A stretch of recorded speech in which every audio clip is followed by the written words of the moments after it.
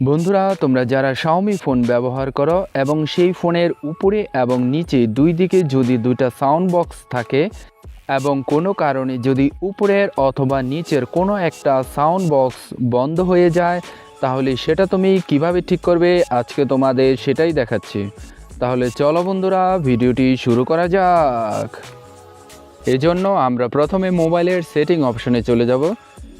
Setting এটার মধ্যে touch করলাম। টাচ করার পরে এখান থেকে খুঁজে বের করতে হবে এডিশনাল সেটিং।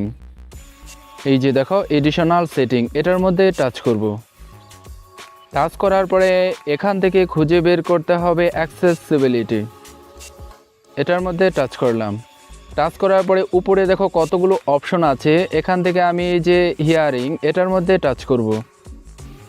টাচ করার পরে এই যে দেখো অডিও ব্যালেন্স, এটা যদি আমরা মাঝখানে রাখি তাহলে উপরের এবং নিচের দুই দিকের সাউন্ড বক্সই কিন্তু সমানভাবে কাজ করবে।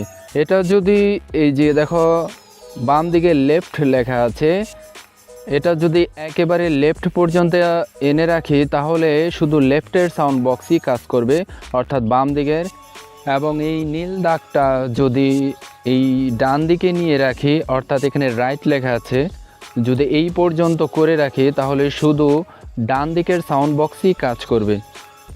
তো দুই দিকের সাউন্ড বক্স যদি আমরা সমানভাবে কাজ করাতে চাই তাহলে এটা অবশ্যই আমরা মাঝখান পর্যন্ত রেখে দেব। আশা করি বন্ধুরা বুঝতে পেরেছো।